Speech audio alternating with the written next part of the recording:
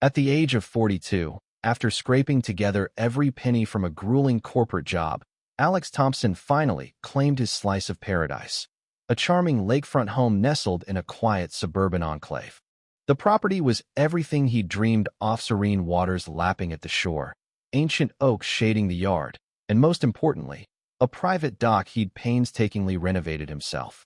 He imagined lazy mornings with steaming coffee in hand, afternoons casting lines for base, and evenings lost in a good book as the sun dipped below the horizon. Little did he know, this idyll was about to shatter under the iron fist of the neighborhood's homeowners association, a group that wielded rules like weapons in a war of petty tyrannies. The trouble started innocently enough. One crisp autumn morning, Emily Hargrove, the HOA president, appeared at his doorstep with a basket of homemade muffins and a smile that didn't quite reach her eyes. She welcomed him to the community, but quickly pivoted to the dock. "It's a community asset, you see," she explained, pulling out a stack of documents highlighted in aggressive yellow. According to the covenants, all waterfront features were meant for shared use to maintain aesthetics and equity. Alex stared at her, baffled. He'd bought the place for its privacy. Why would his dock be anyone's but his? He politely pushed back, insisting it was on his deeded land, but agreed to review the papers. Emily nodded graciously and invited him to the next HOA meeting, her tone laced with an unspoken warning. From there, the harassment snowballed. Notices began flooding his mailbox like clockwork. His grass was a quarter-inch too tall. His garbage bins lingered curbside 5 minutes past the allowed time. His mailbox sported an unapproved shade of blue. Even his doormat's color clashed with the neighborhood palette. One citation fined him for not retrieving his newspaper promptly enough, another for parking his car at a disruptive angle in his own driveway. The fines piled up: $50 here, $100 there, draining his savings and leaving him paranoid. It felt like eyes were everywhere, watching his every move. Who was reporting these trivial infractions? And why did it seem so targeted? Desperate for answers, Alex attended his first HOA meeting in the community center, a stuffy room packed with nosy residents sipping weak coffee. What unfolded was nothing short of a kangaroo court. Neighbors he'd barely met griped about his dock renovations, how he'd repainted it a garish navy, installed soft lighting that disrupted the natural ambience, and allegedly blocked prime fishing spots. "He's hoarding the lake," one woman snarled, her face twisted in righteous indignation. Emily presided like a judge, banging a gavel as votes were cast. The motion passed overwhelmingly. Alex must restore community access or face penalties. As the crowd dispersed, an elderly gentleman named Mr. Ellis pulled him aside, his voice a gravelly whisper. "Watch your back, son. They've pushed folks out before. It's not about rules, it's about control." The threats escalated. A demand letter arrived from the HOA's lawyer, threatening a lawsuit that could cost Alex tens of thousands in legal fees and force him to sell. Then, one foggy dawn, he discovered bright orange surveyor stakes hammered into his property line: overnight clear trespassing. Heart pounding, he confronted Emily at her doorstep. She admitted the stakes were for community improvements, but denied authorizing the intrusion. Alex fired off a cease and desist letter through his own attorney, but the invasions didn't stop. His mailbox was tampered with, next letters rifled through, bills mysteriously delayed. It dredged up memories of Alex's past battles with faceless bureaucracies during his divorce, fueling a simmering rage. Enter Victor Lang, the HOA vice president, a burly man with a perpetual scowl and a habit of lurking. Victor cornered Alex in his driveway one evening, offering guidance on compliance while his eyes lingered hungrily on the dock. Days later, Alex returned home to find a group of neighbors picnicking on his pier, coolers open and laughter echoing. Emily said it was fine, they claimed, shrugging off his outrage. Enraged, Alex erected a sturdy fence around the dock and slapped up "no trespassing" signs. Victor showed up hours later, red-faced and bellowing. "This is war, Thompson. You think you're better than us? I'll make sure you regret this." His words dripped with personal venom, hinting at deeper grudges, perhaps envy over Alex's prime spot or some unresolved neighborhood slight.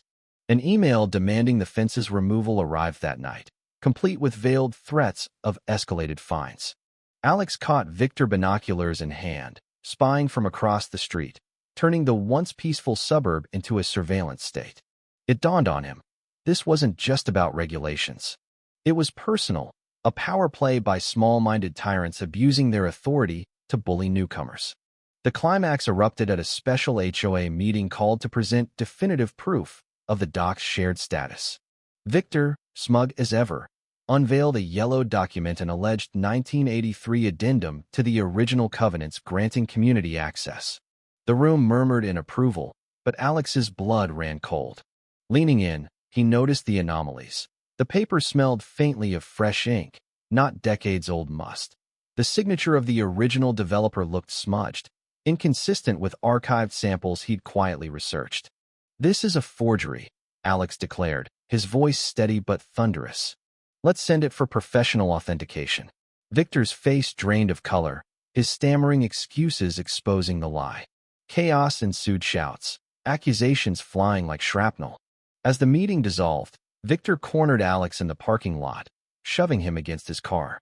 "You'll pay for this, you meddlesome prick," he snarled, spittle flying. "I'll ruin you." Alex shoved back, adrenaline surging, but neighbors pulled them apart before fists flew. In the fallout, the dam broke. Whispers turned to confessions. Neighbors revealed Victor's history of harassment, from forging documents in past disputes to intimidating elderly residents into compliance. Emily, horrified, confronted him publicly, admitting he'd manipulated her with lies about Alex's arrogance. The community turned on Victor like a pack sensing weakness. Digging deeper, Alex pored over county records late into the night. What he uncovered was explosive. A 15-foot public easement ran along every waterfront property, meaning no one had truly private lake access. The HOA's prized community beach, a slapdash setup on a neighbor's land, was blatantly illegal, built without permits. But Alex's dock? It predated the easement, grandfathered in as the only legal private structure. Armed with this bombshell, Alex filed a formal report with the county, detailing encroachments and forgeries. Tensions boiled over at the annual community picnic, where he presented court orders demanding the removal of illegal structures.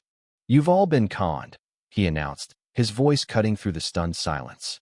Victor lunged forward, but a deputy tipped off by Alex stepped in, handcuffs at the ready. The HOA underwent a brutal overhaul. Emily stepped down in disgrace, replaced by Mrs. Reynolds, a no-nonsense retiree who instituted transparent policies, mandatory elections, and third-party verifications to curb unchecked power. Victor's downfall was swift and spectacular. In a final act of spite, he snuck out at midnight with a chainsaw, hacking down prized HOA-planted trees lining the streets. Sirens wailed as police hauled him away for property destruction and disturbing the peace. He faced hefty restitution, probation, mandatory anger management counseling, and a restraining order barring him from the neighborhood. Bankrupt and humiliated, Victor slunk away to parts unknown. His reign of terror ended. The community began to heal, albeit controversially. A new public dock was constructed legally on county land, funded by HOA, dues that many grumbled about. Neighbors offered halting apologies to Alex, some genuine, others laced with resentment over the exposed hypocrisies. Emily, seeking redemption, threw herself into volunteer work, organizing cleanups and fundraisers, though whispers persisted about her complicity. Alex earned a commendation from the county for exposing the fraud, fielding job offers from legal firms impressed by his tenacity. He became a local legend, a cautionary tale in property rights seminars. 1 year later, Alex sat on his dock at dawn, coffee in hand, the lake mirroring a cloudless sky. The battles had scarred him, but they'd also forged resilience. He'd learned that bullies thrive in shadows, that documentation is a shield, and that communities can mend when truth pierces the veil of deception. Yet, the controversy lingered. Had the HOA's overreach been necessary for order, or was it pure abuse? Alex pondered it all, grateful for the peace, but forever vigilant against the next would-be tyrant.